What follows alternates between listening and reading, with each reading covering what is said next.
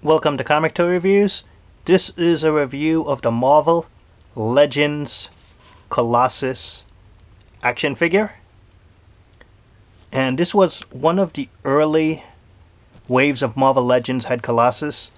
And he was a much in-demand character then. I only saw it maybe just a few times in the store. It was really hard to get, and I was lucky to get this one. I would like to say they did release this figure in a part of the X-Men wave of action figures, but the difference was, you see this dark colored metal paint job. The paint job on that one was all bright and shiny for the armor, and in my opinion it didn't look as good because the painting style of it. This was just all shaded and sort of like a dark and serious armor. It looks really good. And unfortunately this also has a very weak ab crunch. I mean, just very weak, so if you don't pose it right, it's just going to fall forward a lot in the articulation.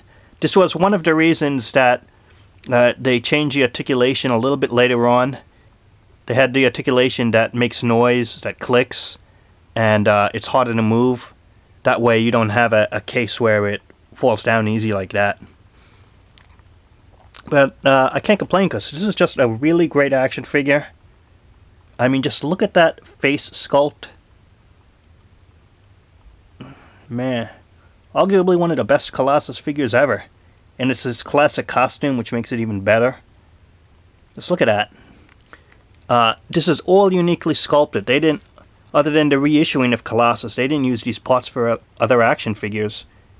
I mean, just look at the detailing in the arms. All of this being sculpted just to make one figure, and you're not reusing the parts. He has an X-Men belt buckle, which sometimes is a belt buckle, sometimes it's the X symbol.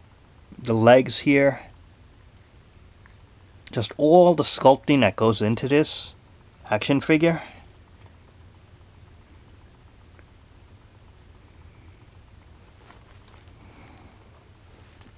Just a really great looking action figure. Looks like the character, as you can see. We'll start with the head. Side to side. Not too much up and down, but you will get some good poses out of it. The shoulders, you see this? It has that articulation point where it could go in and out like a hinge area here. See, Toy Biz was experimenting then, and they weren't afraid to try stuff if it worked or not. That's pretty cool. And it's ball jointed, so don't get in the way. Up and down, and in and out there as well, if you can move it there.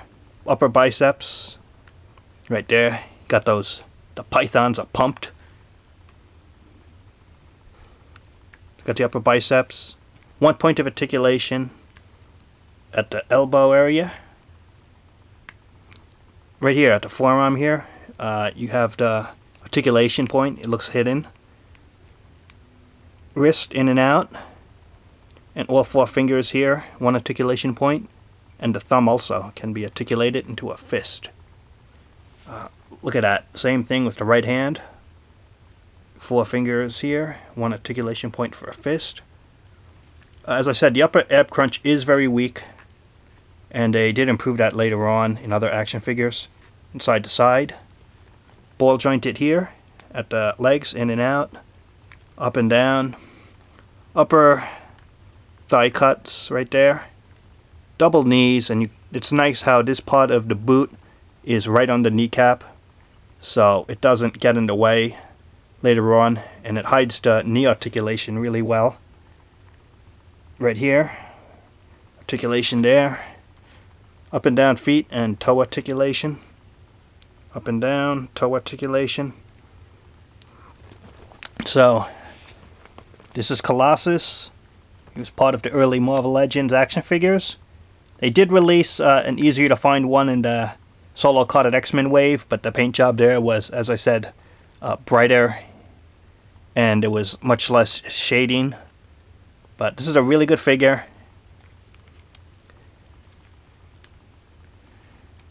and really nice for any X-Men display. So thanks for watching, and talk to you later.